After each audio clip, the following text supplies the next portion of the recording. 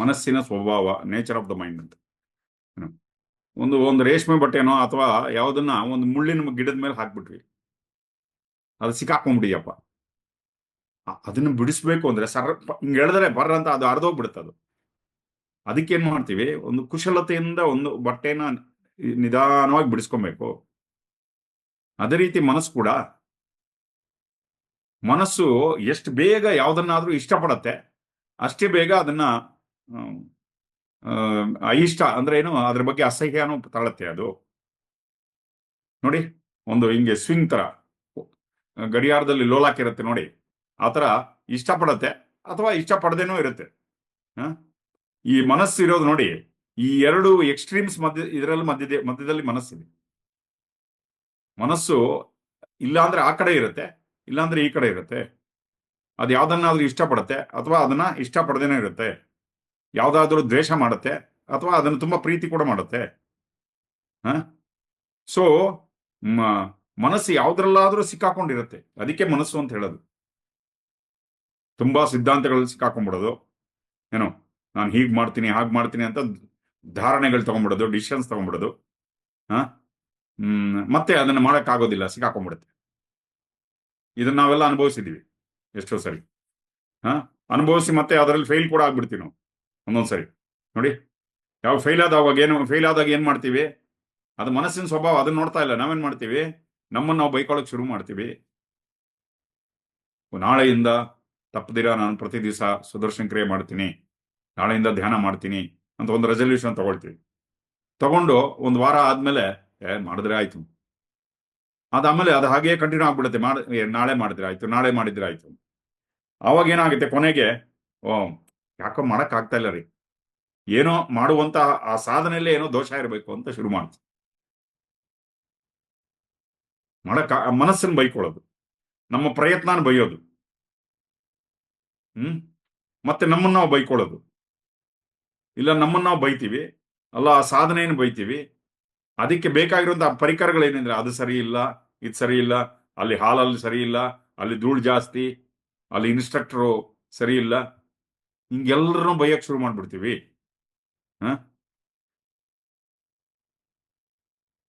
ನೋಡಿ, ಇದು ಮನಸ್ಸು ಇದರಲ್ಲಿ ಸಿಕ್ಕಾಕೊಂಡ್ಬಿಡುತ್ತೆ. ಅಂದ್ರೆ ಮನಸ್ಸಿನ್ನ ಅದಿದೆ ಅಂತ, ಮನಸ್ಸು ಲಯ ಆಗಿಲ್ಲ ಅಂತ. ಏನ್ ಮಾಡ್ಬೇಕು ಇವಾಗ? ಮನಸ್ಸು ನೋಡಿ ಎಲ್ಲೆಲ್ಲಿ ಸಿಕ್ಕಾಕೊಳತ್ತೆ, ಇದ್ರ ಬಗ್ಗೆ ಹೇಳ್ತಾರೆ. ಎಲ್ಲ ವಿರೋಧಗಳಲ್ಲಿ ಕೂಡ ಸಿಕ್ಕಾಕೊಂಡ್ಬಿಡುತ್ತೆ ಮನಸ್ಸು. ಇಲ್ಲ ಇಷ್ಟಪಡತ್ತೆ, ಇಲ್ಲ ಇಷ್ಟಪಡದೆ, ದ್ವೇಷ ಮಾಡುತ್ತೆ, ಇಲ್ಲ ಪ್ರೀತಿ ಮಾಡುತ್ತೆ, ಇಲ್ಲ ಇದು ಸರಿ ಇದೆ ಅನ್ಸುತ್ತೆ, ಇದು ಸರಿ ಇಲ್ಲ ಅನ್ಸುತ್ತೆ. ಇದೆರಡರಲ್ಲೇ ಸಿಕ್ಕಾಕೊಳ್ಳೋದು ಮನಸ್ಸು. ಮಧ್ಯದಲ್ಲಿ ಇದ್ದಾಗ ಮನಸ್ಸು ಸೆಂಟ್ರಿಗೆ ಬಂತು ಅನ್ಕೊಳ್ಳಿ, ಅಲ್ಲಿ ಮನಸ್ಸಿಗೆ ಯಾವುದೇ ಇದಿರೋದಿಲ್ಲ, ಎಕ್ಸಿಸ್ಟೆನ್ಸ್ ಇರೋದಿಲ್ಲ. ಮನಸ್ಸು ಈ ಎಕ್ಸ್ಟ್ರೀಮ್ ಅಲ್ಲಿ ಇರುತ್ತೆ, ಆ ಎಕ್ಸ್ಟ್ರೀಮ್ ಅಲ್ಲಿ ಇರುತ್ತೆ, ಈ ತರ. ಅದಕ್ಕೆ ಗುರುಗಳು ಒಂದು ಕತೆ ಹೇಳ್ತಾರೆ, ಕೇಳಿಸ್ಕೊತಾ ಇದ್ದೀರಾ? All with me? ಏನ್ ಹೇಳ್ತಾರೆ ಅಂದ್ರೆ, ಒಂದು ಕೋತಿಯ ಕತೆ. ಒಬ್ಬ ರೈತ, ಒಬ್ಬ ಅಲ್ಲಿ ಮಹಾತ್ಮರೊಬ್ಬರು ಬಂದಿರ್ತಾರೆ, ಒಬ್ಬರು ಸಂತರ ಬಂದಿರ್ತಾರೆ. ಅವ್ರ ಹತ್ರ ಹೋಗಿ ಅವ್ರಿಗೆ ಕಾಲಿಗೆ ಬಿದ್ದು ಕೇಳ್ತಾರೆ, ನನಗೆ ಜೀವನದಲ್ಲಿ ಬೇಗ ಮುಂದೆ ಹೋಗೋದಿಕ್ಕೆ ಏನಾದ್ರೂ ಒಂದು ಮಂತ್ರೋಪದೇಶ ಮಾಡಿ, ಯಾವ್ದಾದ್ರು ಒಂದು ಜಪ, ನನ್ನ ಜೀವನದಲ್ಲಿ ಹಂಗೆ ಒಂದು ದೊಡ್ಡ ಮಿರಾಕಲ್ ಆಗ್ಬಿಡ್ಬೇಕು, ಅರ್ಥ ಆಗ್ತಾ ಇದೆಯಲ್ಲ, ಒಂದು ಜಪ ಉಪದೇಶ ಮಾಡಿ ಅಂತ ಹೇಳಿ. ಅವಾಗ ಆ ಸಂತರ ಏನ್ ಮಾಡ್ತಾರೆ, ಸ್ವಲ್ಪ ಆಲೋಚನೆ ಮಾಡಿ, ಆಯ್ತಪ್ಪ ತಗೋ, ಈ ಮಂತ್ರ ಉಪದೇಶ ಮಾಡ್ತಾ ಇದ್ದೀನಿ ನಿಂಗೆ, ಆದ್ರೆ ಒಂದ್ ನಿಮಿಷ ಇಲ್ಲಿ ಬಾ, ಇಲ್ಲಿ ವಾಪಸ್ ಅಂತ ಕರೀತಾರೆ. ಕರೆದ್ಬಿಟ್ಟು ಒಂದು ವಿಷಯ ಹೇಳ್ತೀನಿ, ಯಾವಾಗ ಈ ಜಪ, ಈ ಮಂತ್ರ ತಗೊಳ್ತಾ ಇರ್ತೀಯಲ್ಲ, ಮನಸ್ಸಿನಲ್ಲಿ ಜಪ ಮಾಡ್ತಾ ಇರ್ತೀಯಲ್ಲ, ಆ ಸಮಯದಲ್ಲಿ ಏನೋ ಕೋತಿ ಬಗ್ಗೆ ಆಲೋಚನೆ ಮಾಡಬೇಡ ಅಂತ. ಇದು ನಮ್ಮ ಹ್ಯಾಪಿನೆಸ್ ಪ್ರೋಗ್ರಾಮ್ ಅಲ್ಲೂ ಈ ಕತೆ ಹೇಳ್ತಾ ಇದ್ವಿ ನಾವು ಮೊದಲು. ಓಕೆ, ಕೋತಿ ಬಗ್ಗೆ ಆಲೋಚನೆ ಮಾಡಬೇಡ. ಯಾವಾಗ ಈ ಕೋತಿ ಬಗ್ಗೆ ನೀನು ಆಲೋಚನೆ ಮಾಡಿದ್ರೆ ಈ ಮಂತ್ರ ಕೆಲಸ ಮಾಡೋದಿಲ್ಲ, ಮಂತ್ರ ಕೆಲಸ ಮಾಡೋದಿಲ್ಲ, ಏನೋ ಅದ್ರ ಶಕ್ತಿನ ಅದು ಕಳ್ಕೊಂಡ್ಬಿಡುತ್ತೆ, ನಿನಗೇನಕ್ಕೂ ಪ್ರಯೋಜನಕ್ಕೆ ಬರೋದಿಲ್ಲ. ಅದಕ್ಕೆ ರೈತ ಹೇಳ್ತಾನೆ, ಅಷ್ಟೇ ತಾನೇ, ಅಯ್ಯೋ ಇವಾಗ ನಾವು ಕೋತಿಗಳನ್ನೆಲ್ಲ ತುಂಬಾ ಹ್ಯಾಂಡಲ್ ಮಾಡಿದ್ದೀವಿ, ಏನೋ, ಸೊ ನಮ್ಮ ಇದರಲ್ಲೂ ಏನೋ ಜಮೀನಲ್ಲೂ ಬರ್ತಾ ಇರತ್ತೆ, ಅವೆಲ್ಲ ಹ್ಯಾಂಡಲ್ ಮಾಡಿದ್ವಿ. ಅವ್ರು ಹೇಳ್ತಾರೆ, ನಿನ್ ಜಮೀನಲ್ಲಿ ಬರೋದಲ್ಲ, ನಿನ್ ಮನ್ಸಲ್ಲಿ ಬರಬಾರ್ದು ಅಷ್ಟೇ. ನಿನ್ ಜಮೀನಲ್ಲಿ ಬರೋದಲ್ಲ ಕೋತಿಗಳು, ಈ ಜಪ ಮಾಡುವಾಗ ಮನ್ಸಲ್ಲಿ ಬರಬಾರ್ದು. ಸೊ ಆಯ್ತು ಅಂತ ಹೇಳಿದ್ನೋ, ಕಣ್ ಮುಚ್ಕೊಂಡು ಮನೆಗೆ ಹೋಗಿ ಧ್ಯಾನದಲ್ಲಿ ಕುತ್ಕೊಳ್ತಾನೆ ಜಪ ಮಾಡಕ್ಕೆ.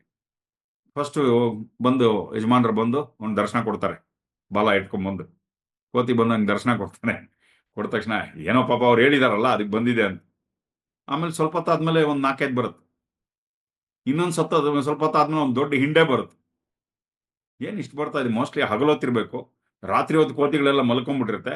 ರಾತ್ರಿ ಹೊತ್ತು ಜಪ ಮಾಡೋಣ, ಅವಾಗ ಪಾಪ ಅವಾಗ ಕೋತಿಗಳು ಬರೋದಿಲ್ಲ ಅಂತ ರಾತ್ರಿ ಜಪ ಕೂತ್ಕೊಳ್ತಾನೆ. ರಾತ್ರಿ ಜಪ ಕೂತ್ಕೊಂಡ್ರೆ ಏನೋ ಏನ್ ರಾತ್ರಿನೂ ಶುರುವಾಗ್ಬಿಡುತ್ತೆ. ಫುಲ್ಲು ಮೆರವಣಿಗೆ, ಬೆಟಾಲಿಯನ್. ಯಾವ್ದು ಈ ಕೋತಿ ಬರಬಾರ್ದು ಅಂತ ಅವನು ಅನ್ಕೊಳ್ತಾ ಇದ್ದಂಗೆ ಆ ಕೋತಿಗಳು ಬರ್ತಾ ಇದೆ. ಹಾಗೆ ಕೊನೆಗೆ ಹಂಗಾಗೋಯ್ತು ಅಂದ್ರೆ, ನಿಂತ್ಕೊಂಡಾಗ, ಕುತ್ಕೊಂಡಾಗ, ತಿನ್ನುವಾಗ, ಮಲಗುವಾಗ ಅವನು ಬೇಡಪ್ಪ ಈ ಮಂತ್ರ ಯಾಕೆ ಬೇಕು ಅಂತ ಅನಿಸ್ಬಿಡ್ತು ಅವನು. ಅರ್ಥ ಆಗ್ತಾ ಇದೀರ? ಆ ರೀತಿ ಕೋತಿಗಳು ಬರಕ್ ಶುರುವಾಗೋಯ್ತು. ಕೊನೆಗೆ ಓಡೋಗಿ ಆ ಮಹಾತ್ಮರಲ್ಲಿ ಇದ್ದಾಗ ಅವ್ರ ಕಾಲಿಗೆ ಬೀಳ್ತಾನೆ. ನಿಮ್ ಮಂತ್ರ, ನಿಮ್ ಕೋತಿ ಎರಡನ್ನ ನೀವೇ ತಗೊಳ್ಳಿ, ನಂಗೆ ಬೇಡ ಅಂತ. ಈ ಕೋತಿ ನಿಮ್ ಮಂತ್ರ ಎರಡೂ ಬೇಡ ನನಗೆ. ಅಂದ್ರೆ ಏನು?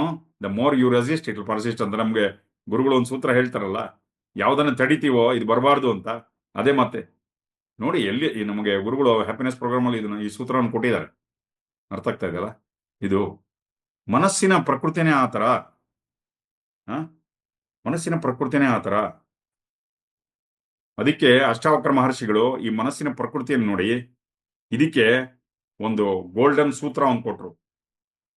ಹೇಗೆ ಮನಸ್ಸನ್ನ ಇದರಿಂದ ಆಚೆ ತಗೊಂಡ್ಬರೋದು, ಈ ದ್ವಂದ್ವಗಳಲ್ಲಿ ಸಿಕ್ಕಾಕೊಂಡಿರೋ ಮನಸ್ಸನ್ನ ಹೇಗೆ ಆಚೆ ತಗೊಂಡ್ಬರೋದು. ಅದಕ್ಕೆ ಆ ದ್ವಂದ್ವಗಳಲ್ಲಿ ಸಿಕ್ಕಾಕೊಂಡಾಗ ಈಗೂ ಇರುತ್ತ ಮನಸ್ಸು ಅಂತ ಅದ್ರ ಬಗ್ಗೆ ಆಶ್ಚರ್ಯ ಪಡೋದಷ್ಟೇ. ಆಶ್ಚರ್ಯ ಪಟ್ಕೊಂಡಾಗ ಏನಾಗುತ್ತೆ? ಇಲ್ಲ ಅಂದ್ರೆ ಮನಸ್ಸು ಭೂತ ಅಥವಾ ಭವಿಷ್ಯತ್ ಇದರಲ್ಲಿ ಸಿಕ್ಕಾಕೊಂಡಿರುತ್ತಲ್ಲ, ಮನಸ್ಸು ವರ್ತಮಾನ ಕ್ಷಣಕ್ಕೆ ಬಂದ್ಬಿಡುತ್ತೆ. ನೋಡಿ, ಇದೇ ಒಂದು ಟೆಕ್ನಿಕ್ ಕೊಟ್ಟಿದ್ದಾರೆ, ವಿಸ್ಮಯೋ ಯೋಗ ಭೂಮಿಕಾ. ನೀವು ಶಿವಸೂತ್ರದಲ್ಲಿ ಇದು ಕೇಳಿರ್ತೀರ ನೀವು. ಈ ಜ್ಞಾನ ಯೋಗಕ್ಕೆ ಒಂದು ಭೂಮಿಕೆ, ಒಂದು foundation. What is the foundation for yoga? Astonishment, wonderment, ವಿಸ್ಮಯಗೊಳ್ಳುವುದು, ಆಶ್ಚರ್ಯಗೊಳ್ಳುವುದು. ಈ ಆಶ್ಚರ್ಯ ಏನ್ ಮಾಡುತ್ತೆ? ನಮ್ಮನ್ನ ಈ ನಮ್ಮ ಪರಿಕಲ್ಪನೆಗಳಿಂದ, ನಮ್ಮ ಕಾನ್ಸೆಪ್ಟ್ಸ್ ಇಂದ ಆಚೆ ತಗೊಂಡ್ಬಂದ್ಬಿಡುತ್ತೆ ಅದು. ಇದು ತಿಳ್ಕೊಬೇಕಾಗಿರೋದು. ನಮ್ಮನ್ನ ವರ್ತಮಾನ ಕ್ಷಣಕ್ಕೆ ತಗೊಂಬಂದ್ ನಿಲ್ಸತ್ತೆ. ನಾವು ಯಾವಾಗ ಆಶ್ಚರ್ಯದಲ್ಲಿ ಇದು ಬೇಕು ಅದು ಬೇಡ ಅಂತ ಇರೋದಿಲ್ಲ, ಇದು ಇಷ್ಟ ಅದು ಅಯಿಷ್ಟ ಆತರ ಇರೋದಿಲ್ಲ. ಅಷ್ಟಾವಕ್ರ ಮಹರ್ಷಿಗಳು ಏನ್ ಮಾಡಿದ್ರು? ಜನಕ ಮಹಾರಾಜರ ಮನಸ್ಸನಿಗೆ ಇದೊಂದು ಗೋಲ್ಡನ್ ರೂಲ್ ಕೊಟ್ರು. ಈ ತರದ ಪರಿಸ್ಥಿತಿ ಬಂದಾಗ ಆಶ್ಚರ್ಯಗೊಂಡು ಬಿಡು, ಈ ತರನು ಇರುತ್ತಾ, ಹೀಗೂ ಆಗಕ್ ಸಾಧ್ಯ ಇದೆಯಾ? Then immediately the mind comes to the present, ವರ್ತಮಾನ ಕ್ಷಣಕ್ಕೆ ಬಂದ್ಬಿಡುತ್ತೆ. ಎಷ್ಟೋ ಸರಿ ಈ ತರ ಆಗತ್ತೆ. ಎಷ್ಟೋ ಸರಿ ಮಹಾತ್ಮರು, ಗೊತ್ತಿರುವಂತವರು, ಜ್ಞಾನದ ಬಗ್ಗೆ ಗೊತ್ತಿರುವಂತವರು, ಅನಂತವಾದ ಚೈತನ್ಯದ ಬಗ್ಗೆ ಗೊತ್ತಿರುವಂತವರು ಆದ್ರೂ ಕೂಡ ಅವ್ರು ಕೂಡ ಪ್ರಪಂಚದಲ್ಲಿ ಸಿಕ್ಕಾಕೊಂಡ್ಬಿಡ್ತಾರೆ ಒಂದೊಂದ್ಸರಿ. ಅರ್ಥ ಆಗ್ತಾ ಇದೆಯಲ್ಲ? ತುಂಬಾ ಎಕ್ಸಾಂಪಲ್ಸ್ ಇದೆ. ಅವ್ರು ಕೂಡ ಒಂದೊಂದ್ಸರಿ ಅದು ಸಿಕ್ಕಾಕೊಂಡ್ಬಿಡ್ತಾರೆ ಒಂದ್ಸರಿ. ಏನೂ ಗೊತ್ತಿಲ್ಲದೆ ಇರೋವನಿಗೆ ಪರವಾಗಿಲ್ಲ, ಮನಸ್ಸಿನ ಬಗ್ಗೆ ಅರಿವೇ ಇಲ್ಲದೆ ಇರೋವನಿಗೆ ಪರವಾಗಿಲ್ಲ. ಸ್ವಲ್ಪ ಮನಸ್ಸಿನ ಬಗ್ಗೆ ಅರಿವಿರೋವನಿಗೆ ಅವನ ಮನಸ್ಸೇ ಅವನಿಗೆ ಚಾಲೆಂಜ್ ಆಗ್ಬಿಡುತ್ತೆ. ಗಮನಿಸಿದೀರಾ? ಎಷ್ಟೋ ಸರಿ ಇದಾಗತ್ತೆ. ಸ್ವಲ್ಪ ಮನಸ್ಸಿನ ಬಗ್ಗೆ ಅರಿವು ಬಂದಾಗ ಒಂದ್ ಸಣ್ಣ ಆಲೋಚನೆ ಕೂಡ, ಅಯ್ಯೋ ಇದು ಸರಿನಾ, ಇದು ತಪ್ಪಾ, ಯಾಕಪ್ಪ ಅರಿವು ಬಂತು ಅನ್ಸತ್ತೆ ಒಂದೊಂದ್ಸರಿ. Our mind it self will become A challenge. ನಮ್ಮ ಮನಸ್ಸೇ ನಮಗೆ ಚಾಲೆಂಜ್ ಆಗ್ಬಿಡುತ್ತೆ. ಅದಕ್ಕೆ ಅವಾಗ ಅದೇ ಅದಕ್ಕೆ ಅಷ್ಟಾವಕ್ರ ಮಹರ್ಷಿಗಳು ಏನ್ ಹೇಳ್ತಾರೆ? ಒಂದೊಂದ್ಸರಿ ಎಲ್ಲ ಗೊತ್ತಿರುವಂತವರೇ ಪ್ರಪಂಚದಲ್ಲಿ ಸಿಕ್ಕಾಕೊಂಡ್ಬಿಡ್ತಾರೆ ಒಂದೊಂದ್ಸರಿ. ಅದ್ರ ಬಗ್ಗೆ ನಾವೇನ್ ಮಾಡ್ಬೇಕು? ಅದಕ್ಕೆ ಹೇಳ್ತಾರೆ,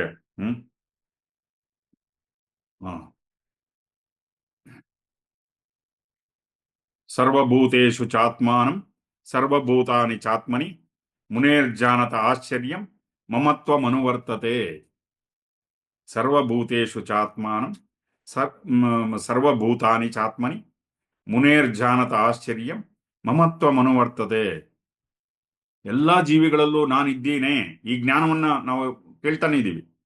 ನನ್ನೊಳಗೆ ಎಲ್ಲ ಚೈತನ್ಯಗಳು, ನನ್ನ ಎಲ್ಲ ಚೈತನ್ಯ ಇದೆ ಅಂತ ಅರ್ಥಕೊಂಡಿರೋ ಮಹಾತ್ಮರು ಕೂಡ ಒಂದೊಂದ್ಸರಿ ಮಮಕಾರದಲ್ಲಿ ಸಿಕ್ಕಾಕೊಂಡ್ಬಿಡ್ತಾರೆ. ಈ ಸಿಕ್ಕಾಕೊಂಡಾಗ ಅದರ ಬಗ್ಗೆ ಕೆಟ್ಟದಾಗಿ ಭಾವಿಸಬೇಡಿ, ಅವ್ರ ಬಗ್ಗೆ ಕೆಟ್ಟದಾದ ಧಾರಣೆಯನ್ನು ತೆಗೆದುಕೊಳ್ಳಬೇಡಿ. ನೋಡಿ, ಆತ್ಮಜ್ಞಾನಿಗಳು ಅಂದ್ರೆ ಅವ್ರಿಗೆ ಯಾವುದೋ ಷರತ್ತುಗಳು ಇರೋದಿಲ್ಲ. ಆದ್ರೆ ಅಂತ ಅಂತ ನಾವು ಅನ್ಕೊಳ್ತೀವಿ ಆತ್ಮಜ್ಞಾನಿಗಳು ಅಂದ್ರೆ ಹಿಂಗಿರ್ಬೇಕು ಅಂತ. ಅವ್ರ ಕೋಪ ಬರಬಾರ್ದು, ಕಾಮವಾಸನೆ ಇರಬಾರ್ದು, ಮೋಹ ಇರಬಾರ್ದು, ಇದೆಲ್ಲ ಇರಬಾರ್ದು ಅಂತ. ಅದಕ್ಕೆಲ್ಲ ಒಂದೊಂದು ಎಕ್ಸಾಂಪಲ್ ಇದೆ. ದೂರ್ವಾಸ ಮಹರ್ಷಿಗಳು, ಕೇಳಿಸ್ಕೊತಾ ಇದ್ದೀರಾ? Real with me. ದೂರ್ವಾಸ ಮಹರ್ಷಿಗಳು ಅವ್ರ ಅವ್ರ ಕೋಪಕ್ಕೆ ಎಷ್ಟೋ ಜನ ಭಯ ಬೀಳ್ತಾರೆ. ದುರ್ವಾಸ ಯಾರಾದ್ರೂ ತುಂಬಾ ಕೋಪ ಮಾಡ್ಕೊಳ್ತಾ ಇದ್ರೆ ಮತ್ತೆ ಮತ್ತೆ ಇವನೇನಪ್ಪ ದುರ್ವಾಸ ಮಹರ್ಷಿಗಳನ್ನ ಒಳಗೆ ಇಳಿದ್ಬಿಟ್ಟಿದಾರ, ಆವಾಹನೆ ಆಗ್ಬಿಟ್ಟಿದಾರ ಅನ್ಸತ್ತೆ. ಅರ್ಥ ಆಗ್ತಾ ಇದೆಯಲ್ಲ? ದುರ್ವಾಸ ಮಹರ್ಷಿಗಳು ಮಹಾಜ್ಞಾನಿಗಳು ಏನೋ. ಅದೇ ರೀತಿ ಆ, ಯಾರು ಇವು ವಿಶ್ವಾಮಿತ್ರರು. ವಿಶ್ವಾಮಿತ್ರರು ಎಲ್ಲ ಬ್ರಹ್ಮಜ್ಞಾನ ಎಲ್ಲ ಬಂದ ಮೇಲೆ ಮತ್ತೆ ಕಾಮವಾಸನೆಯಲ್ಲಿ ಸಿಕ್ಕಾಕೊಂಡ್ರು ಮೇನಕೆಯ ಜೊತೆ. ವ್ಯಾಸ ಮಹರ್ಷಿಗಳಿಗೆ ಅವ್ರ ಮಗ ಅಂದ್ರೆ ತುಂಬಾ ಪ್ರೀತಿ, ಶುಕ ಮಹರ್ಷಿ ಅಂದ್ರೆ. ಆಗ ಒಬ್ಬ ಮಹಾಜ್ಞಾನಿಗೂ ಕೂಡ ಇವೆಲ್ಲ ಆಗಕ್ಕೆ ಸಾಧ್ಯತೆ ಇದೆಯಾ? ಇದೆ ಅಂತ ಹೇಳ್ತಾ ಇದ್ದಾರೆ. ಇದನ್ನ ನೋಡಿ ನಾವು ಅವರಲ್ಲಿ ನ್ಯೂನತೆಯನ್ನ ಹುಡುಕಕ್ಕೆ ಹೋಗ್ಬಾರದು, ಅದ್ರ ಬಗ್ಗೆ ಆಶ್ಚರ್ಯ ಪಡಬೇಕು. ಆತ್ಮಜ್ಞಾನ ಇದ್ರೆ ಈ ತರ ಆಗಬಾರದು ಅಂತ ಏನಿಲ್ಲ, ಒಂದೊಂದ್ಸರಿ ಆಗಲೂಬಹುದು. ಆತ್ಮಜ್ಞಾನದಲ್ಲಿ ಯಾವುದೇ ರೀತಿಯ ಷರತ್ತುಗಳು ಇರೋದಿಲ್ಲ, ಹೀಗೂ ಆಗ್ಬಹುದು. ಎಲ್ಲೋ ಸಾವಿರಾರು ಜನ ಜ್ಞಾನಿಗಳಲ್ಲಿ, ಮಹಾತ್ಮರಲ್ಲಿ ಅಲ್ಲೊಬ್ರು ಇಲ್ಲೊಬ್ರು ಈ ತರ ಆಗ್ತದೆ ಅಂತ ಹೇಳ್ತಾ ಇದ್ದಾರೆ ಗುರುಗಳು. ಅವಾಗವಾಗ 2 ತಲೆ ಮಗು ಹುಟ್ಟತ್ತಲ್ವಾ, ಅದೊಂದು ಹೇಳಿದಾರೆ ಒಂದು ಎಕ್ಸಾಂಪಲ್. 1 ತಲೆ ಇರೋ ಮಗು ಹುಟ್ಟಿದ್ರೆ ಅದು ಮಾಮೂಲಿ, 2 ತಲೆ ಇರೋ ಮಗು ಹುಟ್ಟಿದ್ರೆ ಅದು ವಿಶೇಷ. ಆತರ ಅವಾಗವಾಗ ಈ ರೀತಿ ಆಗುವಂತ ಸಾಧ್ಯತೆಗಳು ಇದೆ. ನಾನು ನನ್ನದು ಕಾಮವಾಸನೆ ಇವೆಲ್ಲ ಉಂಟಾಗುವ ಸಾಧ್ಯತೆಗಳಿದೆ ಅವಾಗವಾಗ. ಅರ್ಥ ಆಗ್ತದೆ? ಇದು ಹೇಳ್ತಾ ಇದ್ದಾರೆ. ಒಂದೊಂದ್ಸರಿ ನೋಡಿ, ಜನರಲಿ ಒಬ್ಬ ಮನುಷ್ಯನಿಗೆ ಅವನು ಕಾಡುವುದೇನು ಅಂದ್ರೆ 3 ವಿಷಯಗಳು: ನಿದ್ದೆ, ಆಹಾರ, ಸೆಕ್ಸ್. ಇದು 3 ಜನ್ಮಗಳಿಗೆ ಇಂಪ್ರೆಷನ್ಸ್ ಹಂಗೆ ಕಂಟಿನ್ಯೂ ಆಗ್ಬಿಡುತ್ತೆ. ನಿದ್ದೆ ಮತ್ತೆ ಆಹಾರ ನೋಡಿ, ಹಿಂದಿನ ಜನ್ಮದ ಕೂಡ ಅದೇ ಬರುತ್ತೆ. ಇನ್ನು ಕೆಲವರು ಎಷ್ಟು ಹೋದ್ರೂ ಆಹಾರನ ಬಿಡಕ್ಕಾಗಲ್ಲ ಒಂದೊಂದ್ಸರಿ. ಮತ್ತೆ ಕಾಮ, ಇದು ಶರೀರ ವಾಂಛೆ ಇದೆಯಲ್ಲ. ಇದು ಇಲ್ಲಿ ಏನ್ ಹೇಳ್ತಾ ಇದ್ದಾರೆ, ಇಲ್ಲಿ ಅಷ್ಟಾವಕ್ರ ಮಹರ್ಷಿಗಳು ಏನು 4 ವಿಷಯಗಳ ಬಗ್ಗೆ ಹೇಳ್ತಾ ಇದ್ದಾರೆ. ಯಾವುದು? ಕಾಮ, ನಾನು ಮತ್ತೆ ನನ್ನದು ಅನ್ಕೊಳ್ಳೋದು, ಮತ್ತೆ ಬಯಕೆಗಳು, ಡಿಸೈರ್ಸ್, ಮತ್ತೆ ಭಯ. ಇದು 4 ನಮ್ಮಲ್ಲಿ ಇಂಪ್ರೆಷನ್ಸ್ ಇರುತ್ತೆ. ಈ 4 ಇಂಪ್ರೆಷನ್ಸ್ ಇರುತ್ತೆ. ಸೊ ಮೊದಲನೇದು ಕಾಮದ ಬಗ್ಗೆ ತಗೊಳ್ಳೋಣ. ನಮ್ಮ ಶರೀರ ಬಂದಿದ್ದೇ ಕಾಮದಿಂದ. ಶರೀರ 2 ಶರೀರಗಳು ಸೇರಿದ್ಮೇಲೆ ನಾವು ಬಂದಿದ್ದೀವಿ. ಇದು ತುಂಬಾ ಹಳೇದಾದ ಇಂಪ್ರೆಷನ್ ನಮ್ಮಲ್ಲಿರೋದು, ಬೇಸಿಕ್ ಇಂಪ್ರೆಷನ್ ಇದು ನಮ್ಮ ಶರೀರದಲ್ಲಿ. ಇದರಲ್ಲೂ ಕೂಡ 3 ರೀತಿಯ ಶರೀರ ಕಾಮವಾಸನೆ ಇದೆ ಅಂತ ಹೇಳ್ತಾರೆ. 3 ರೀತಿದು, 3 ಗ್ರೇಡ್ ಹೇಳ್ತಾರೆ. ಒಂದು ಅನಿಮಲಿಸ್ಟಿಕ್ ಸೆಕ್ಸ್ ಅಂತ ಅಂದ್ರೆ ಏನು, ಮೃಗೀಯವಾಗಿ ಅನುಭವಿಸುವಂಥದ್ದು. ಎರಡನೇದು ಮಾನಸಿಕವಾದ ಕಾಮವಾಸನೆ ಅಂದ್ರೆ ಶರೀರ ವಾಸನೆ, ಮಾನಸಿಕವಾಗಿರೋದು. ಮೂರನೇದು ಯಾವುದು? ಆತ್ಮರತಿ. ದ ಲೋಯೆಸ್ಟ್ ಈಸ್ ಅನಿಮಲಿಸ್ಟಿಕ್, ಮೃಗೀಯವಾಗಿದ್ದು. ಅದಕ್ಕೆ ಮುನಿ ಯಾವಾಗಲೂ ಜನನೇಂದ್ರಿಯದ ಮೇಲೇನೆ ದೃಷ್ಟಿ, ಯಾವಾಗಲೂ ಸೆಕ್ಸ್ ಬಗ್ಗೆನೇ ಮಾತಾಡ್ತಾ ಇರೋದು. ಯಾವಾಗಲೂ ಈ ಪೋರ್ನೋಗ್ರಫಿ ಇರುತ್ತಲ್ಲ, ಸೆಕ್ಸ್ ನೀಲಿ ಚಿತ್ರಗಳನ್ನು ನೋಡೋದು, ಆತರ ಪುಸ್ತಕಗಳನ್ನು ಓದೋದು, ಮನಸ್ಸಲ್ಲಿ ಪೂರ್ತಿ ಸೆಕ್ಸೇ ತುಂಬ್ಕೊಂಡ್ಬಿಟ್ಟಿರುತ್ತೆ. Physical sex. ಇದು ಪ್ರಾಣಿಗಳು ಮಾಡುವಂಥದ್ದು.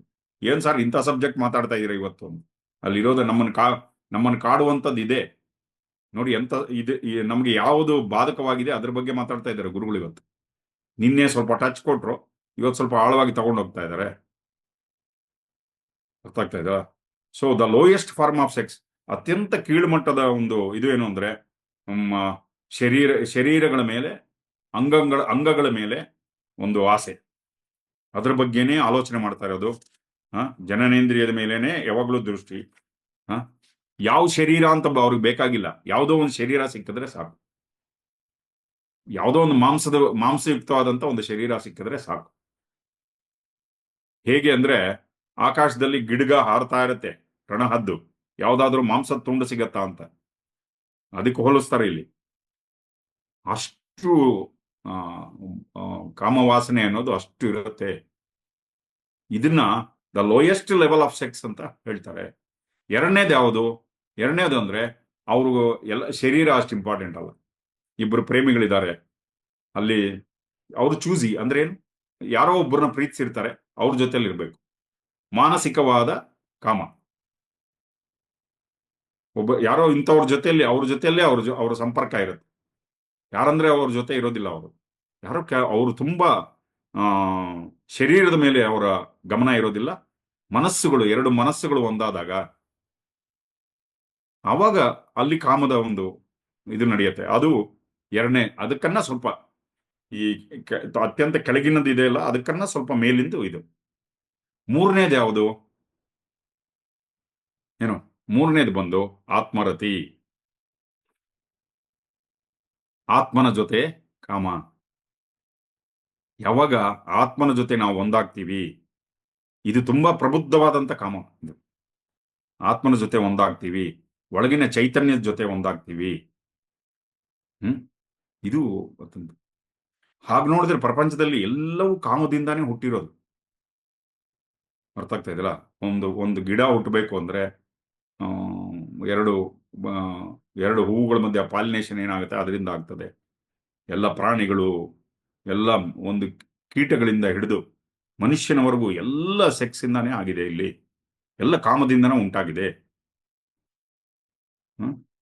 ಸೊ ಒಂದೊಂದ್ ಸರಿ ಕೆಲವರು ಜ್ಞಾನಿಗಳು ಇದರಲ್ಲಿ ಸಿಕ್ಕಾಕೊಂಡ್ಬಿಡ್ತಾರೆ.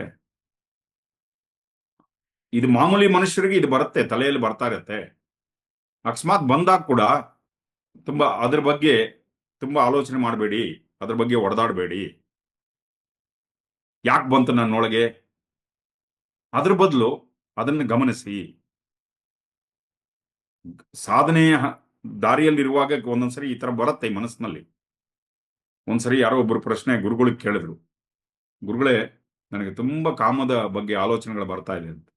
ಅದಕ್ಕೆ ಗುರುಗಳು ಒಂದೇ ಮಾತು ಹೇಳಿದ್ರು, ನೋಡಪ್ಪ, ಇನ್ನ ಚಿಕ್ಕ ವಯಸ್ಸಿನಿಂದ ಶರೀರ ಬರುತ್ತೆ, ಆಮೇಲೆ ಹೋಗ್ತಾ ಹೋಗ್ತಾ ಅದೆಷ್ಟು ಹೋಗುತ್ತೆ, ಅಷ್ಟು ತಲೆ ಕೆಡಿಸ್ಕೊಂಬೇಡ. ಶರೀರದಲ್ಲಿ ತಾನೇ ಬರ್ತಾ ಇರೋದು, ಗಮನಿಸು ಅದನ್ನ. ಹೇಗೆ ಗಮನಿಸೋದು? ಓ, ನನ್ಗೆ ಯಾಕೆ ಬರ್ತಾ ಇದೆ, ಹೀಗೆ ಬರಬಾರ್ದು ಅಂದ್ರೆ ಆ ಕೋತಿ ಕತೆ ಆಗತ್ತೆ. ಮತ್ತೆ ಅದೇ ಬರ್ತಾ ಇರುತ್ತೆ. ಅದಕ್ಕೆ ಗುರುಗಳು ಏನ್ ಹೇಳ್ತಾ ಇದಾರೆ, ಆಶ್ಚರ್ಯದಿಂದ ನೋಡು. ಓ, ಈ ತರನು ಬರಕ್ ಸಾಧ್ಯತೆ ಇದೆಯಾ ಅಂದಾಗ ಅವಾಗ ಏನಾಗುತ್ತೆ ಅಂದ್ರೆ ಮನಸ್ಸು ಇನ್ನೊಂದು ಲೆವೆಲ್ಗೆ ಗ್ರಾಜುಯೇಟ್ ಆಗತ್ತೆ, ಇನ್ನೊಂದು ಲೆವೆಲ್ಗೆ ಹೋಗ್ತದೆ. ಮನಸ್ಸು ಎದ್ದು ಕೂತ್ಕೊಳ್ಳುತ್ತೆ. ಅವಾಗ ಮನಸ್ಸಿನಲ್ಲಿ ಒಂದು ಚೈತನ್ಯ ಉಂಟಾಗತ್ತೆ. ಯಾವಾಗ ಈ ಆಲೋಚನೆಗಳು ಬರ್ತಾ ಇದೆ ಮನಸ್ಸಿನಲ್ಲಿ, ಅವಾಗ ಅದ್ರ ಬಗ್ಗೆ ಒಂದು ಆಶ್ಚರ್ಯದಿಂದ ನೋಡು ಇದನ್ನ. ಇದು ತುಂಬಾ ಆಳವಾದ ಒಂದು ಅರ್ಥ ಇದು ಹೇಳ್ತಾ ಇದ್ದಾರೆ ಗುರುಗಳು. ಓಂ ನಮಃ ಶಿವಾಯ. ಅದೇ ತರ ಇದು ತುಂಬಾ ಆಶ್ಚರ್ಯ. ಒಬ್ಬ ಜ್ಞಾನಿಯಾದಂತ ಒಬ್ಬ ವ್ಯಕ್ತಿಗೆ ಎಲ್ಲವೂ ನಾನೇ ಅಂತ ಅನ್ಕೊಂಡಿರೋರು, ಅವ್ರು ಕೂಡ ಮಮಕಾರ ಬರುತ್ತೆ ಒಂದೊಂದ್ಸರಿ. ಅವರು ಕೂಡ ಇದು ನನ್ನದು, ಇವರು ನನ್ನವರು. ಹೇಗೆ ವ್ಯಾಸ ಮಹರ್ಷಿಗಳದ್ದು ಒಂದು ಎಕ್ಸಾಂಪಲ್ ಹಿಡಿದ್ವಲ್ಲ, ವ್ಯಾಸ ಮಹರ್ಷಿಗಳಿಗೆ ಅವ್ರ ಮಗ ಶುಕ ಮಹರ್ಷಿಗಳು ಅಂದ್ರೆ ತುಂಬಾ ಪ್ರೀತಿ, ಪುತ್ರ ವ್ಯಾಮೋಹ. ಈ ತರದ ಒಂದು ಜ್ಞಾನಿಗೂ ಕೂಡ ಈ ತರ ಉಂಟಾಗಕ್ಕೆ ಸಾಧ್ಯ ಇದೆ. ಯಾರು ಪರಮಾತ್ಮನಿಗೆ ಹತ್ತಿರದಲ್ಲಿ ಇರ್ತಾರೆ, ಅವರೇ ಪರಮಾತ್ಮ ಆಗಿರ್ತಾರೆ. ಅವ್ರ ಪ್ರೀತಿ ಪ್ರಪಂಚಕ್ಕೋಸ್ಕರ ಎಲ್ಲ ಇರುತ್ತೆ, ವಿಶ್ವಕ್ಕೆಲ್ಲ ಅವ್ರ ಪ್ರೀತಿ ಇರುತ್ತೆ. ಆದ್ರೂ ಕೂಡ ಅವ್ರು ಕೂಡ ಒಂದೊಂದ್ಸರಿ ಈ ಮಮಕಾರದಲ್ಲಿ ಸಿಕ್ಕಾಕೊಳ್ಳೋ ಸಾಧ್ಯತೆ ಇದೆ. ಏನು ಅಂದ್ರೆ ಇಲ್ಲಿ ಅಷ್ಟಾವಕ್ರ ಮಹರ್ಷಿಗಳು ಈ ಒಂದು ಸ್ಥಿತಿಯ ಜ್ಞಾನೋದಯ ಹೊಂದಿರುವಂತವರ ಸ್ಥಿತಿಯ ಬಗ್ಗೆ ಎಕ್ಸ್ಪ್ಲೈನ್ ಮಾಡ್ತಾ ಇದ್ದಾರೆ, ಬುದ್ಧನ ಬಗ್ಗೆ. ಎಷ್ಟು ವಿಶಾಲವಾದ ಒಂದು ಚೈತನ್ಯ, ಹೇಗೆ ಅಂದ್ರೆ ಪ್ರಪಂಚವೆಲ್ಲ ನನ್ನದೇ ಅನ್ನೋ ರೀತಿಯಲ್ಲಿ ಆಗ್ಬಿಟ್ಟಿರ್ತದೆ. ಇಲ್ಲಿ ಯಾವುದು ತುಂಬಾ ಹತ್ರ ಇಲ್ಲ ಅಂತ, ಎಲ್ಲವೂ ನಾನೇ, ಎಲ್ಲವೂ ನನ್ನೊಳಗೆ. ಇದನ್ನ ಹೇಳಕ್ಕೆ ಮಾತುಗಳು ಬರಲ್ಲ. ಎಕ್ಸ್ಪ್ರೆಸಿಂಗ್ ದ ಇನ್ಎಕ್ಸ್ಪ್ರೆಸಿಬಲ್ ಅಂತ ಹೇಳ್ತಾ ಇದ್ದಾರೆ. ಜ್ಞಾನೋದಯವನ್ನ ಮಾತುಗಳಲ್ಲಿ ಹೇಳಕ್ಕಾಗೋದಿಲ್ಲ. ಆದ್ರೆ ಅಂತಾದ್ರಲ್ಲೂ ಕೂಡ ಅವರಿಗೆ ಕೆಲವರು ತುಂಬಾ ಹತ್ರ ಆಗ್ತಾರೆ. ಯಾಕೆ ಹತ್ರ ಆಗ್ತಾರೆ ಅಂತ ಕೇಳ್ಬೇಡಿ ಅಂತವ್ರು ಕೂಡ. ಯಾಕಂದ್ರೆ ವೈಯಕ್ತಿಕ ಪ್ರೇಮ ಇದೆಯಲ್ಲ, ಇದು ತುಂಬಾ ಆಳವಾದ ಪ್ರೇಮ ಇದು. ಓಕೆ, ತುಂಬಾ ಹತ್ತಿರದಿಂದ ಅವರನ್ನ ಇಷ್ಟಪಡ್ತೀವಿ ನಾವು, ಅದರೊಳಗೆ ಅಷ್ಟು ಆಳವಾಗಿ ಅಟ್ಯಾಚ್ಮೆಂಟ್ ಆಗಿರ್ತೀವಿ, ಆ ವೈಯಕ್ತಿಕ ಪ್ರೇಮದಲ್ಲಿ ತುಂಬಾ ಆಳವಾಗಿ ಹೋಗಿರ್ತೀವಿ. ಆದ್ರೆ ನಾವು ಅನ್ಕೊಳ್ಳೋದೇನು, ಕೆಡ್ಸ್ಕೊತಾ ಇದ್ದೀರಾ ರಿಯಲ್ ವಿತ್ ಮೀ? ನಾವು ಅನ್ಕೊಳ್ಳೋದೇನು ಅಂದ್ರೆ, ವಿಶ್ವವನ್ನೇ ಪ್ರೀತಿಸುವವನು ಒಬ್ರಿಗೆ ಹೇಗೆ ಸಿಕ್ಕಾಕೊಳ್ತಾರೆ, ವಿಶ್ವವನ್ನೇ ಪ್ರೀತಿಸುವವರು ಒಬ್ರಿಗೆ ಹೇಗೆ ಸಿಕ್ಕಾಕೊಳ್ತಾರೆ, ಇದು ಜ್ಞಾನಿಗಳ ಬಗ್ಗೆ ಹೇಳ್ತಿರೋದು. ಇದು ನಮ್ಮಲ್ಲಿ ಒಂದು ಪರಿಕಲ್ಪನೆ ಇದೆ. ಎನ್ಲೈಟನ್ ಆದವರು ಈ ತರ ಆಗಕ್ಕೆ ಸಾಧ್ಯ ಇದೆಯಾ? ಅದಕ್ಕೆ ಅಷ್ಟವಕ್ರ ಮಹರ್ಷಿಗಳು ಹೇಳ್ತಾರೆ, ಅದನ್ನ ತಲೆಯಿಂದ ತೆಗೆದ್ಬಿಡಿ, ಆ ತರ ಆಗೋಕ್ಕೂ ಸಾಧ್ಯ ಇದೆ. That possibility is also there. ಒಬ್ಬರನ್ನ ಪ್ರೀತಿಸುವವರು ಎಲ್ಲರನ್ನೂ ಪ್ರೀತಿಸ್ತಾ ಇರ್ತಾರೆ, ಯಾರೋ ಒಬ್ರು ಅವ್ರಿಗೆ ತುಂಬಾ ಹತ್ರ ಆಗ್ತಾರೆ, ಅವ್ರ ಬಗ್ಗೆ ನೀವು ಕೆಟ್ಟದಾಗಿ ಧಾರಣೆ ತಗೊಬೇಡಿ. ಎಷ್ಟೋ ಅಧ್ಯಾತ್ಮ ಪಥಗಳಲ್ಲಿ, ಬೇರೆ ಬೇರೆ ಪಥಗಳಲ್ಲಿ ಅವ್ರು ಹೇಳ್ತಾರೆ, ಏನೋ ನೀನ್ ಯಾರನ್ನೂ ದ್ವೇಷ ಮಾಡಬಾರದು, ಹಾಗೆ ಯಾರನ್ನೂ ಪ್ರೀತಿ ಕೂಡ ಮಾಡಬಾರದು, ಈ ಪಥದಲ್ಲಿ ಮುಂದೆ ಹೋಗ್ಬೇಕು ಅಂತ ಇವೆಲ್ಲ ಪರಿಕಲ್ಪನೆಗಳು ಇಟ್ಕೊಂಬಾರ್ದು ಅಂತ ಹೇಳ್ತಾ ಇದ್ದಾರೆ ಅಷ್ಟಾವಕ್ರ ಮಹರ್ಷಿಗಳು. ಅಕಸ್ಮಾತ್ ಯಾರ ಮೇಲನ್ನ ಪ್ರೀತಿ ಬಂದ್ರೆ ಅದನ್ನ ನಾಶ ಮಾಡ್ಬಿಡು ಅಂತ ಹೇಳ್ತಾರೆ. ಇದನ್ನ ತಪ್ಪಾಗಿ ಅರ್ಥೈಸಿದ್ದಾರೆ ಅಂತ ಹೇಳ್ತಾ ಇದ್ದಾರೆ ಗುರುಗಳಲ್ಲಿ. ಒಂದೊಂದ್ಸರಿ ವೈಯಕ್ತಿಕವಾಗಿ ಪ್ರೀತಿ ಉಂಟಾಗಬಹುದು, ಪ್ರೇಮ ಉಂಟಾಗಬಹುದು. ಅವಾಗ ನೀವು ಆಶ್ಚರ್ಯ ಪಡಿ, ಅದಕ್ಕೆ ದ್ವೇಷ ಭಾವನೆ ಬೆಳೆಸ್ಕೊಂಬೇಡಿ, ಅಥವಾ ಅದು ಅವ್ರ ಬಗ್ಗೆ ಒಂದು ಧಾರಣೆಯನ್ನು ತೆಗೆದುಕೊಳ್ಳಬೇಡಿ. ಅದಕ್ಕೆ ಎಷ್ಟೋ ಜನ ಕೇಳ್ತಾರಂತೆ, ಹೇಗೆ ಸ್ವಾಮಿ ವಿವೇಕಾನಂದ ಮತ್ತೆ ರಾಮಕೃಷ್ಣ, ಅರ್ಥ ಆಗ್ತಾ ಇದೆಯಾ ಈ ಸಬ್ಜೆಕ್ಟ್ ಇದು? ಹಾ, ಎಂತ ಜ್ಞಾನಿಗಳಿಗೂ ಒಂದೊಂದ್ಸರಿ ಕೆಲವ್ರು ನೋಡಿದ್ರೆ ತುಂಬಾ ಪ್ರೀತಿ ಇರುತ್ತೆ. ಇವಾಗ ರಾಮ ಆಂಜನೇಯನ ಮೇಲೆ, ಕೃಷ್ಣ ರಾಧೆ, ಏನೋ ಅವ್ರು ಅಷ್ಟೇ ಹತ್ರ ಆಗ್ಬಿಟ್ರ ಅವ್ರಿಗೆ ಅಂತ. ಅದು ಕೂಡ ಸಾಧ್ಯತೆಗಳಿದೆ. ಇದನ್ನ ನೋಡಿ ನೀವು ಆಶ್ಚರ್ಯಚಕಿತರಾಗಿ ಸುಮ್ಮನೆ ಪ್ರಶ್ನೆ ಮಾಡಿಕೊಂಡು ನಿಮ್ಮ ಶಕ್ತಿಯನ್ನ ಕಳ್ಕೊಬೇಡಿ ಅಂತ ಹೇಳ್ತಾರೆ. ನಮ್ಮ ಶಕ್ತಿಯನ್ನ ಕಳ್ಕೊಳ್ಬಾರ್ದು, ನಮ್ಮ ಪ್ರೀತಿಯನ್ನ, ನಂಬಿಕೆಯನ್ನ, ಯಾವುದೋ ಒಂದು ಒಳ್ಳೆ ಸಕಾರಾತ್ಮಕ ಡೈರೆಕ್ಷನ್ ಅಲ್ಲಿ ಹೋಗ್ತಾ ಇರ್ತೀವಿ, ಒಳ್ಳೆ ದಿಕ್ಕಿನಲ್ಲಿ, ಅದನ್ನೆಲ್ಲ ಕಳ್ಕೊಬೇಡಿ. ಜಸ್ಟ್ ಅದ್ರ ಬಗ್ಗೆ ಆಶ್ಚರ್ಯವನ್ನು ಹೊಂದಿ, ಈಗೂ ಆಗಕ್ಕೆ ಸಾಧ್ಯ ಇದೆ, ಗೊತ್ತಾಗ್ತಾ ಇದಲ್ಲ, ಈಗೂ ಆಗಕ್ಕೆ ಸಾಧ್ಯ ಇದೆ. ಅದರಿಂದ ಇಲ್ಲಿ ಏನ್ ಹೇಳ್ತಾ ಇದ್ದಾರೆ, ಅವ್ರನ್ನ ಯಾರನ್ನೂ ಜಡ್ಜ್ ಮಾಡಕ್ಕೆ ಹೋಗ್ಬೇಡಿ, ನಾಟ್ ಟು ಜಡ್ಜ್ ಅದರ್ಸ್. ಮತ್ತೆ ನಿಮ್ಮನ್ನು ನೀವು ಜಡ್ಜ್ ಮಾಡ್ಕೊಳ್ಳಕ್ಕೂ ಹೋಗ್ಬೇಡಿ. ಈ ಎರಡೂ ಕೇಸಲ್ಲಿ ಅವಾಗ ಏನಾಗುತ್ತೆ, ಮನಸ್ಸು ಅತೀತವಾಗಿ ಮೇಲೆ ಹೋಗುತ್ತೆ. ಇಲ್ಲಾಂದ್ರೆ ಅವ್ರು ಹೀಗೆ ಇವ್ರು ಹೀಗೆ ಅಂತ ಜಡ್ಜ್ ಮಾಡ್ಕೊಳ್ತಾ ಹೋಗ್ತಾ ಇದ್ರೆ ಮನಸ್ಸು ಸಿಕ್ಕಾಕೊಂಡ್ಬಿಡುತ್ತೆ ಮತ್ತೆ. ಅದಕ್ಕೆ ಅಷ್ಟಾವಕ್ರ ಮಹರ್ಷಿಗಳು ಹೇಳ್ತಾ ಇದ್ದಾರೆ, ಅದ್ರ ಬಗ್ಗೆ ಆಶ್ಚರ್ಯವನ್ನು ಪಡಿ. ಅರ್ಥ ಆಗ್ತಾ ಇದೆಯಾ? ಓಂ ನಮಃ ಶಿವಾಯ. ಮುಂದೆ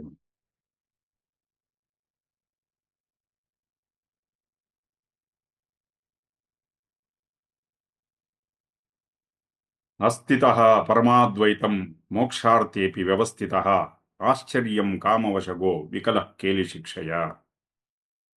ಒಂದೊಂದ್ಸರಿ ಪರಮ ಅದ್ವೈತದಲ್ಲೂ ನೆಲೆಗೊಂಡಿದ್ದರು, ಮೋಕ್ಷವನ್ನೇ ತಮ್ಮ ಗುರಿಯಾಗಿ ಹೊಂದಿದ್ದರೂ ಸಹ ಕಾಮಕ್ಕೆ ವಶವಾಗಿ ಲೈಂಗಿಕ ಅಭ್ಯಾಸಗಳಿಂದ ವಿಕಲವಾಗುವುದು ಆಶ್ಚರ್ಯಕರವಾದ ಸಂಗತಿಯೇ ಆಗಿದೆ, ವಿಷಯವೇ ಆಗಿದೆ. ಅರ್ಥ ಆಗ್ತಾ ಇದಲ್ಲ? ಇದು ತುಂಬಾ ಆಶ್ಚರ್ಯ ಅಂತ ಹೇಳ್ತಾ ಇದ್ದಾರೆ. ನೋಡಿ, ಜೀವನದಲ್ಲಿ ಆಸೆಗಳು ಬರೋದು ಮತ್ತೆ ಕಾಮ, ಇದು ಅವೇರ್ನೆಸ್ಗೆ ದೊಡ್ಡ ಶತ್ರು ಅಂತ ಹೇಳ್ತಾರೆ. ಒಂದೊಂದ್ಸರಿ ಶರೀರಕ್ಕೆ ಶಕ್ತಿನೇ ಇರೋದಿಲ್ಲ, ಬೇಕು ಬೇಕು ಅಂತ ಬಯಸ್ತಾರೆ. ಅವಾಗ ಏನಾಗುತ್ತೆ, ಶರೀರ ತನ್ನ ಶಕ್ತಿಯನ್ನ ಕಳ್ಕೊಂಡ್ಬಿಡುತ್ತೆ. ಅವಾಗ ಮನಸ್ಸು ಸ್ಪಷ್ಟವಾಗಿರೋದಿಲ್ಲ, ಏಕಾಗ್ರತೆ ಇಲ್ಲ ಅಂದಾಗ ಅವಾಗ ಏನಾಗುತ್ತೆ, ಇದರಲ್ಲೇ ಸುತ್ತಾ ಇರುತ್ತೆ ಮನಸ್ಸು. ಯಾವಾಗ ಈ ಆಸೆಗಳನ್ನು ಬಿಟ್ಟಾಗ ಅವಾಗ ಏನಾಗುತ್ತೆ, ಮನಸ್ಸು ಶಾಂತವಾಗಿ, ಏಕಾಗ್ರವಾಗಿ, ಸ್ಪಷ್ಟವಾಗಿ ತಣ್ಣಗಿರುತ್ತೆ ಅಂತ ನಾವು ಕಂಡ್ಕೊಳ್ಬಹುದು. ಓಕೆ. ಅದಕ್ಕೆ ಬೇಕಾಗಿರೋದೇನು ಅಂದ್ರೆ ಪರಮಾತ್ಮನ ಜೊತೆ ಮಿಲನ. ಕೇಳಿಸ್ಕೊತಾ ಇದ್ದೀರಾ? Real with me. ಪರಮಾತ್ಮನ ಜೊತೆ ಮಿಲನವಾದಾಗ ಆತ್ಮರತಿಯ ಆನಂದ ಉಂಟಾಗುತ್ತೆ. ಸ್ಥೂಲ ಹಾಗೂ ಸೂಕ್ಷ್ಮ ಶರೀರ ಎರಡರಿಂದಲೂ ತೃಪ್ತರಾದಾಗ ಮಾತ್ರವೇ ಸನ್ಯಾಸಿಯಾಗಲು ಯೋಗ್ಯರಾಗಿರುತ್ತಾರೆ. ಸ್ವಲ್ಪ ಕಾಮ ಇರುತ್ತೆ, ಅದು ಶರೀರ ವಯಸ್ಸಲ್ಲಿದ್ದಾಗ ಸ್ವಲ್ಪ ಅದನ್ನು ಅನುಭವಿಸ್ತೀವಿ, ಇಲ್ಲ ಅಂತಲ್ಲ, ಅದು ತೃಪ್ತ. ಸೂಕ್ಷ್ಮ ಶರೀರ, ಸ್ಥೂಲ ಮತ್ತೆ ಸೂಕ್ಷ್ಮ ಶರೀರ ಇದು ಒಂದಾಗಬೇಕು. ಇದು ಒಂದಾಗೋದು ಯಾವಾಗ ಅಂದ್ರೆ ಧ್ಯಾನದಲ್ಲಿ ಮಾತ್ರ. ಅವಾಗ ನಿಜವಾದ ಸನ್ಯಾಸತ್ವ ಬರುತ್ತೆ. ಆ ಸನ್ಯಾಸತ್ವ ನಿಲ್ಲತ್ತೆ. ಇಲ್ಲ ಅಂದ್ರೆ ಆ ಸನ್ಯಾಸತ್ವ ಕೆಲವೇ ದಿವಸದಲ್ಲಿ ಹಾರೋಗ್ಬಿಡುತ್ತೆ. ಅವಾಗ ಸಮಾಜ ನಮ್ಮನ್ನ ಹೀಯಾಳಿಸಕ್ಕೆ ಶುರು ಮಾಡುತ್ತೆ. ತುಂಬಾ ಡೆಲಿಕೇಟ್ ಪಾಯಿಂಟ್ಸ್ ಟಚ್ ಮಾಡ್ತಾ ಇದ್ದಾರೆ ಗುರುಗಳು ಇವತ್ತು. ತುಂಬಾ ಸೂಕ್ಷ್ಮವಾದ ಪಾಯಿಂಟ್ಸ್ ನ ಟಚ್ ಮಾಡ್ತಾ ಇದ್ದಾರೆ. ಅದಕ್ಕೊಂದು ಎಕ್ಸಾಂಪಲ್ ಕೊಡ್ತಾರೆ. ಜ್ಞಾನದೇವರು ಅಂತ ಒಬ್ಬ ಮಹಾತ್ಮರು ಭಾರತ ದೇಶದಲ್ಲಿ ಇದ್ರು. ಅವರೊಬ್ಬ ಮಹಾರಾಷ್ಟ್ರದವರು. ಅವ್ರ ತಂದೆ ಸನ್ಯಾಸಿ ಆಗಿರ್ತಾರೆ. ಅವರಿಗೆ ಒಬ್ಬ ಸಾಧ್ವಿಯ ಮೇಲೆ ಮೋಹ ಉಂಟಾಗಿ ಆಕೆನ ಮದುವೆ ಆಗ್ತಾರೆ. ಎಲ್ಲ ನಮ್ಮ ತುಂಬಾ ಎಕ್ಸಾಂಪಲ್ಸ್ ನೋಡಿದೀವಿ ಇದು. ಯಾಕೆಂದ್ರೆ ಒಬ್ಬ ಜ್ಞಾನದೇವರಂತ ಮಹಾತ್ಮ ಭೂಮಿಗೆ ಬರಬೇಕಾಗಿತ್ತು. ಅದಕ್ಕೋಸ್ಕರ ಅವರು ಸನ್ಯಾಸ ಧರ್ಮವನ್ನು ಬಿಟ್ಟು ಗೃಹಸ್ಥಾಶ್ರಮ ಧರ್ಮಕ್ಕೆ ಹೋಗ್ತಾರೆ. ಆದ್ರೆ ಅವ್ರನ್ನ ಸಮಾಜ ತುಂಬಾ ಕೆಟ್ಟದಾಗಿ ನಡೆಸ್ಕೊಳ್ಳುತ್ತೆ. ಯಾರು? ಜ್ಞಾನದೇವರ ತಂದೆಯನ್ನು. ಅದಕ್ಕೆ ಅಷ್ಟಾವಕ್ರ ಮಹರ್ಷಿಗಳು ಹೇಳ್ತಾರೆ, ಇವೆಲ್ಲ ಆಗಬಾರದು ಅಂತಿಲ್ಲ, ಒಂದೊಂದ್ಸರಿ ಆಗ್ಬಿಡುತ್ತೆ. ಅದಾದಾಗ ಅದ್ರ ಬಗ್ಗೆ ಆ ವ್ಯಕ್ತಿಯ ಬಗ್ಗೆ ಹೀನ ಭಾವನೆ ತಗೊಂಬೇಡಿ, ಆಶ್ಚರ್ಯ ಪಡಿ, ನಿಂದನೆ ಮಾಡಬೇಡಿ. ಸೊ ಈ ಕಾಮವಾಸನೆಯಿಂದ ಬಿಡುಗಡೆ ಹೇಗಾಗತ್ತೆ? ಅದಕ್ಕೆ ಗುರುಗಳು ಹೇಳ್ತಾ ಇದ್ದಾರೆ, ಆತ್ಮರತಿಯಿಂದ ತೃಪ್ತವಾಗುವವರೆಗೂ ಕಾಮವಾಸನೆಯಿಂದ ಬಿಡುಗಡೆ ಆಗಕ್ಕೆ ಸಾಧ್ಯ ಇಲ್ಲ. ಆತ್ಮರತಿ ಎಂದ್ರೇನು? ಕಾಮದಲ್ಲಿ the third degree, not animalistic sex. Next one is mind ಇದಿದೆಯಲ್ಲ, ಎರಡನೇದು ಮಾನಸಿಕವಾಗಿದ್ದಲ್ಲ. ಮೂರನೇದು ಆತ್ಮರತಿ ಅಂದ್ರೇನು? ನಮ್ಮೊಳಗೆ ನನಗೆ ನನ್ನ ಆತ್ಮನೇ ಸಾಕು, ಇನ್ನೊಂದು ಶರೀರ ಬೇಕಾಗಿಲ್ಲ. ಇದನ್ನ ಯೋಗ ಅಂತ ಕರೀತಾರೆ. ಯೋಗ ಮತ್ತೆ ಭೋಗಕ್ಕೆ ಎರಡೇ ವ್ಯತ್ಯಾಸ. ಭೋಗ ಅಂದ್ರೆ ಏನು? ಇನ್ನೊಂದು ಶರೀರ ಬೇಕು. ಯೋಗದಲ್ಲಿ ಏನು ಅಂದ್ರೆ ನನಗೆ ನಾನೇ ಸಾಕು. ಆತ್ಮರತಿಯಿಂದ ತೃಪ್ತರಾಗುವವರೆಗೂ ಕಾಮವಾಸನೆಯಿಂದ ಬಿಡುಗಡೆ ಹೊಂದಲು ಸಾಧ್ಯವೇ ಇಲ್ಲ. ಇನ್ನೊಂದು ಹೇಳ್ತಾರೆ, ಏನು? ಮತ್ತೆ ಮೋಕ್ಷಕ್ಕಾಗಿ ಪ್ರಯತ್ನ ಮಾಡ್ತೀವಿ ನಾವು, ಮುಕ್ತಿ ಬೇಕು. ಆದ್ರೆ ಮುಕ್ತಿ ಬಂದ್ರೆ ಭಯ ಪಟ್ಬಿಡ್ತಾರೆ, ಏನಾಗ್ಬಿಡತ್ತೋ ಮುಕ್ತಿ ಬಂದ್ಮೇಲೆ. ಒಂದ್ ಕಡೆ ಮುಕ್ತಿ ಬೇಕು, ಇನ್ನೊಂದ್ ಕಡೆ ಮುಕ್ತಿ ಅಂದ್ರೆ ಭಯ. ಓಕೆ, ಅದಕ್ಕೆ ಒಂದು ಮುಂದಿನ ಇಹಾಮೂತ್ರ ವಿರಕ್ತಸ್ಯ ನಿತ್ಯಾನಿತ್ಯ ವಿವೇಕಿನಃ ಆಶ್ಚರ್ಯಂ ಮೋಕ್ಷಕಾಮಸ್ಯ ಮೋಕ್ಷಾದೇವ ವಿಭೀಷಿಕ. ಎಲ್ಲ ನೋಡಿ, ಏನೇನು ಪಾಸಿಬಿಲಿಟೀಸ್ ಇದೆಯೋ ಅದೆಲ್ಲ ನಮ್ಮ ಮುಂದೆ ತಂದಿಡ್ತಾ ಇದ್ದಾರೆ ಅಷ್ಟಾವಕ್ರ ಮಹರ್ಷಿಗಳು. ಮೋಕ್ಷವನ್ನು ಬಯಸುವವರಿಗೆ ಮೋಕ್ಷವೆಂದರೆ ಭಯ. ಇದೆಂತ ಆಶ್ಚರ್ಯ ಅಂತ. ಇನ್ನು ಕೆಲವರಿಗೆ ಮದುವೆ ಮಾಡ್ಕೊಬೇಕು ಅಂತ ಇರುತ್ತೆ, ಆದ್ರೆ ಮದುವೆ ಅಂದ್ರೆ ಭಯ. ಮದುವೆ ಆಗ್ಬಿಟ್ಮೇಲೆ ಏನಾಗ್ಬಿಡುತ್ತೆ ಅನ್ನೋ ಭಯ. ಇದು ಗುರುಗಳು ಹೇಳ್ತಾ ಇದ್ದಾರೆ. ಸೊ ಒಂದು ಇವಾಗ ಸಣ್ಣ ಈ ಭಯ ಅನ್ನೋದು ಚಿಕ್ಕ ವಯಸ್ಸಿನಿಂದ ಇರುತ್ತೆ. ಒಂದು ಆಟ ಆಡ್ತಾರೋ ಮಗುಗೆ ಸ್ವಲ್ಪ ಭಯ ಆದ ತಕ್ಷಣ ಓಡ್ ಬಂದು ಅಮ್ಮನ್ನ ಗಟ್ಟಿಯಾಗಿ ಹಿಡ್ಕೊಳತ್ತಲ್ಲ, ಆ ರೀತಿಯಾಗಿ. ಮತ್ತೆ ಶರೀರವನ್ನು ಉಳಿಸ್ಕೊಳ್ಳೋಕೆ ಒಂದು ಭಯ ಇರುತ್ತೆ.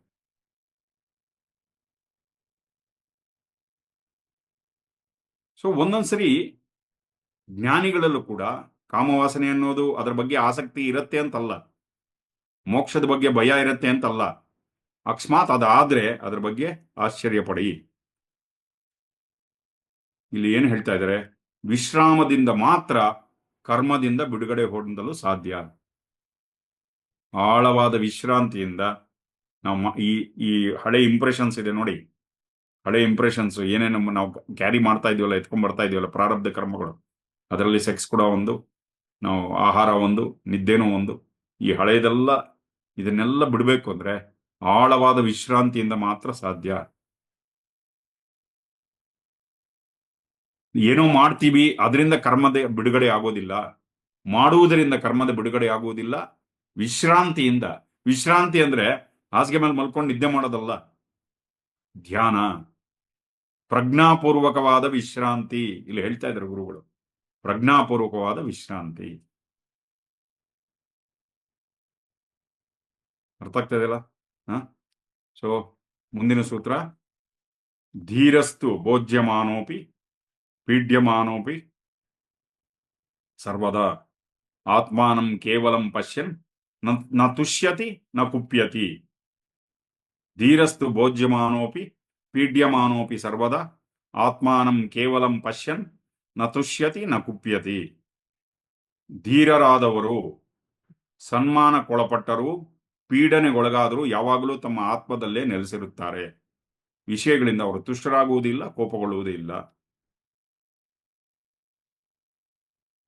ಒಬ್ಬ ಧೀರನಾದ ವ್ಯಕ್ತಿ ಯಾವಾಗಲೂ ತನ್ನ ಆತ್ಮನಲ್ಲೇ ಇರ್ತಾನೆ. ಇದು ಒಬ್ಬ ಜ್ಞಾನಿ ಬಗ್ಗೆ ಹೇಳ್ತಾ ಇದೆ. ಪ್ರಪಂಚದಲ್ಲಿ ಎಲ್ಲಾ ಸುಖಗಳನ್ನು ಅನುಭವಿಸ್ತಾ ಇದ್ರು ಅವ್ರ ಸುಖದಲ್ಲಿ ವಿಷಯಗಳಲ್ಲಿ ಸಿಕ್ಕಾಕೊಂಡಿರೋದಿಲ್ಲ.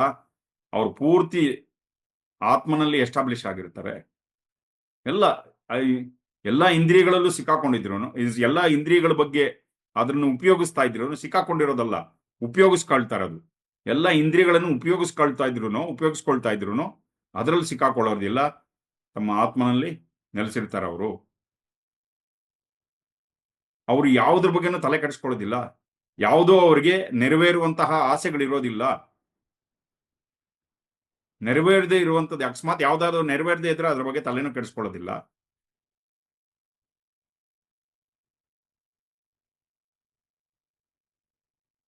ಅರ್ಥ ಆಗ್ತಾ ಇಲ್ಲ? ಇವ್ರನ್ನ ಧೀರರು ಅಂತ. ಧೀರ ಅಂದ್ರೆ ಮಾತಿ ಕೋಪ ಮಾಡ್ಕೊಳ್ಳೋನು, ಎಲ್ಲರ ಮೇಲೆ ಅಗ್ರೆಸಿವ್ ಆಗಿ ಹೋಗೋನು, ಅವನು ಧೀರ ಅಲ್ಲ. ಯಾರೋ ಆತ್ಮನಲ್ಲಿ ನೆಲೆಗೊಂಡಿರ್ತಾನಲ್ಲ ಅವನಿಗೆ ಧೀರ ಅಂತ ಇಲ್ಲಿ ಹೇಳ್ತಾ ಇದ್ದಾರೆ. ಜ್ಞಾನಿಗಳ ದೃಷ್ಟಿಯಲ್ಲಿ ಎಲ್ಲ ಪಾತ್ರಗಳು ಸುಖವಾಗಲಿ ದುಃಖವಾಗಲಿ ನಿಂದನೆಯಾಗಲಿ, ಸುಖ ಬರುತ್ತೆ ಅದನ್ನು ಸಮವಾಗಿ ಸ್ವೀಕರಿಸ್ತಾರೆ, ದುಃಖ ಬಂದ್ರು ಅದೇ ತರ. ಯಾರಾದರೂ ಕ್ರಿಟಿಸೈಸ್ ನಿಂದನೆ ಮಾಡಿದ್ರೆ ಅದನ್ನು ಅದ್ರ ತಲೆನೇ ಕೆಡಿಸ್ಕೊಳ್ಳೋದು. ಅಥವಾ ಪೀಡನೆ ಬಂದ್ರು, ಹೊಗಳಿಕೆ ಪೀಡನೆ ಎಲ್ಲವೂ ತೀವ್ರ ಸಂವೇದನೆಯ ರೀತಿಯಲ್ಲಿ ನೋಡ್ತಾರೆ.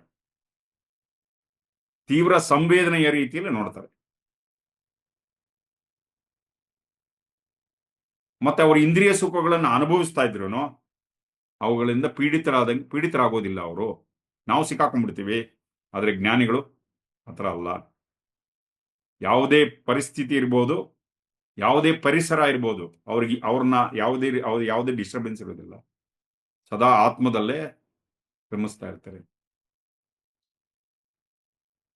ಯಾವುದೋ ಒಂದು ಆಸೆ ನೆರವೇರಿತು ಅಂದಷ್ಟು ಮಾತ್ರಕ್ಕೆ ಸಂತೋಷ ಪಡೋದಿಲ್ಲ. ಅಕಸ್ಮಾತ್ ಆಗ್ಲಿಲ್ಲ ಅಂದ್ರೆ ಕೋಪನೂ ಬರೋದಿಲ್ಲ. ಏನ್ ಹೇಳ್ತಾ ಇದ್ರೆ, ನ ತುಷ್ಯತಿ ನ ಕುಪ್ಯತಿ. ಆತ್ಮರತಿ ಅಂದ್ರೆ ಏನು? ಚೈತನ್ಯ ಜೊತೆ ಧ್ಯಾನ, ಸಮಾಧಿ. ಆತ್ಮರತಿ ಅಂದ್ರೆ ಸಮಾಧಿ. ನಮ್ಮ ಒಳಗಡೆ ಇರುವಂತ ಚೈತನ್ಯದ ಜೊತೆ ಒಂದಾಗುವುದು, ಇದು ಆತ್ಮರತಿ.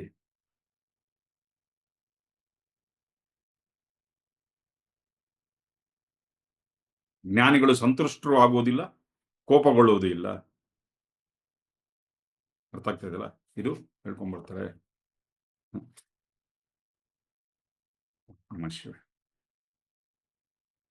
ಉದ್ಭೂತಂ ಜ್ಞಾನ ದುರ್ಮಿಶ್ರಂ ಮವಧಾರ್ಯಾತಿ ದುರ್ಬಲ ಆಶ್ಚರ್ಯಂ ಕಾಮಮಾಂಕಾಂಕ್ಷೇತ್ ಕಾಲಮಂತ ಮನುಷ್ಠಿತ.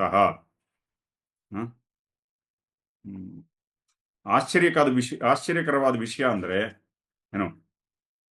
ಕಾಮವು ಜ್ಞಾನದ ದುರ್ಮಿತ್ರ ಎಂದು ತಿಳಿದಿದ್ದರೂ ಸಹ ಅತಿ ದುರ್ಬಲನಾದ ಮನುಷ್ಯ ಅವನ ಕೊನೆ ಕಾಲದಲ್ಲೂ ಕೂಡ ಅದರ ಬಗ್ಗೆನೇ ಆಸೆ ಪಡ್ತಾ ಇರ್ತಾನೆ. ಕೊನೆ ಕಾಲದಲ್ಲೂ ಅದ್ರ ಬಗ್ಗೆನೇ ಒದ್ದಾಡ್ತಾ ಇರೋದು. ಶರೀರದಲ್ಲಿ ಎಲ್ಲ ಆಗೋಗಿರುತ್ತೆ, ಇನ್ನ ಅವಾಗ್ಲೂ ಕೂಡ ಒದ್ದಾಡ್ತಾ ಇರೋದು. ಇದಕ್ಕನ್ನ ದೊಡ್ಡ ದುರ್ಭಾಗ್ಯ ಇನ್ನೇನಿದೆ ಅಂತ ಹೇಳ್ತಾರೆ ಅಷ್ಟಾವಕ್ರ ಮನುಷ್ಯ. ಕೇಳಿಸ್ಕೊತಾ ಇದಿರಲ್ಲ? ಅದಕ್ಕೆ ಹಂಗಂತ ನಿನ್ನನ್ನು ನೀನು ಕೆಟ್ಟದಾಗಿ ನೋಡ್ಕೊಂಬೇಡ. ಈ ತರ ಸಂಸ್ಕಾರಗಳಿದ್ರೆ ನಿನ್ನಲ್ಲಿ ಒಂದೊಂದ್ಸರಿ ಕೆಲವು ಈ ತರದ ಆಲೋಚನೆಗಳು ಬಂದ್ರೆ ಅದ್ರ ಬಗ್ಗೆ ಆಶ್ಚರ್ಯ ಪಡು. ಅವಾಗ ಅದಕ್ಕೆ ಅತೀತವಾಗಿ ಹೋಗ್ತೀಯ. ಇಲ್ಲ ಅಂದ್ರೆ ಅದರಲ್ಲೇ ಸಿಕ್ಕಾಕೊಂಡ್ಬಿಡ್ತೀಯ. ಇಲ್ಲ ಅಂದ್ರೆ ಅದರಿಂದ ಮೇಲೆ ಏಳಲು ಸಾಧ್ಯ ಇಲ್ಲ. ಇಲ್ಲಿ ಏನ್ ಹೇಳ್ತಾ ಇದಾರೆ? ಆಶ್ಚರ್ಯ ಪಡು, ಏನಾಗ್ತಾ ಇದೆಯೋ ಅದನ್ನ ನೋಡಿ ಆಶ್ಚರ್ಯ ಪಡು. ಇಹಾಮೂತ್ರ ವಿರಕ್ತಸ್ಯ ನಿತ್ಯಾನಿತ್ಯ ವಿವೇಕಿನಃ ಮೋಕ್ಷಾಮಸ್ಯ.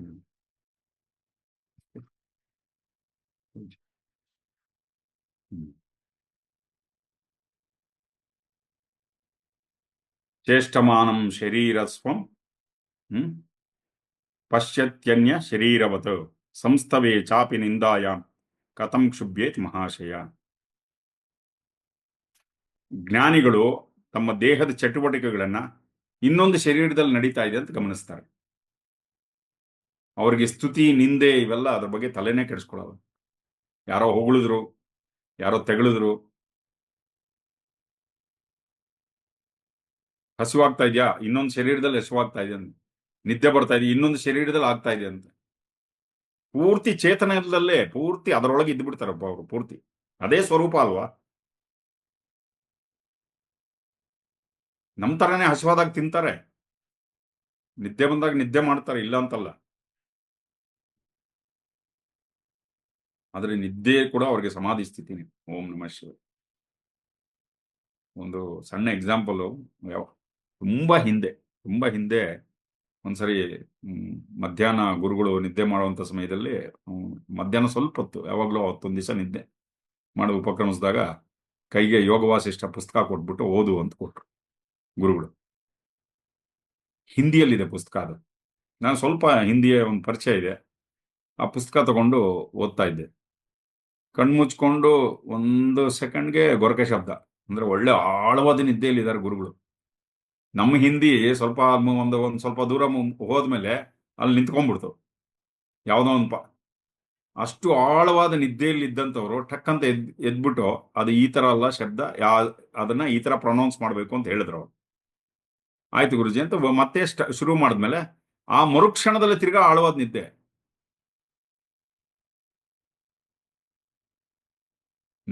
ನಾನು ಏನು ಓದ್ತಾ ಇದ್ದೀನಿ ಅದು ಕೇಳಿಸ್ತಾ ಇದೆ ಅವ್ರಿಗೆ.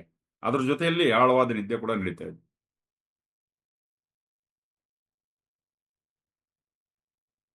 ಶರೀರದ ಮಟ್ಟದಲ್ಲಿ ಯಾವ ವ್ಯತ್ಯಾಸನೂ ಇರೋದಿಲ್ಲ ಜ್ಞಾನಿಗಳಿಗೂ ನಮಗೂ.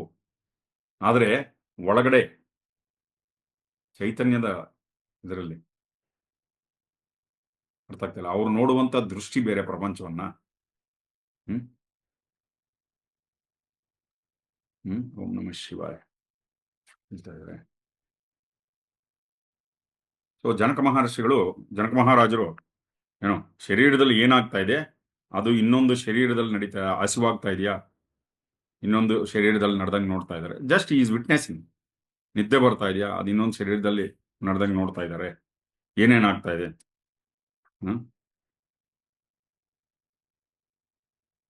ಒಂದೊಂದ್ಸರಿ ನಾವೇನಾಗ್ತೀವಿ, ಯಾರಾದ್ರೂ ಏನಾದ್ರೂ ಒಂದು ಮಾತು ಅಂದ್ಬಿಟ್ರೆ ಅದಕ್ಕೆ ಸಿಕ್ಕಾಕೊಂಡ್ಬಿಡ್ತೀವಿ. ಯಾರಾದ್ರೂ ಒಂದು ಮಾತಂದ್ರೆ ಅದಕ್ಕೆ ಹುಚ್ಚರ ತರ ಆಗೋಗ್ಬಿಡ್ತೀವಿ ನಾವು. ಇನ್ನ ಯಾರಾದ್ರೂ ನಮ್ಮನ್ನ ಐ ಲವ್ ಯು ಅಂತ ಹೇಳ್ಬಿಟ್ರೆ ಅಷ್ಟೇ, ಪೂರ್ತಿ ಸೋಲ್ಡ್ ಔಟ್ ಅಂತ ಹೇಳ್ತಾ ಇದಾರೆ ಗುರುಗಳಿಗೆ. ಮುಗೀತು, ಸಿಕ್ಕಾಕೊಂಡ್ಬಿಡ್ತೀವಿ ಅಂತ.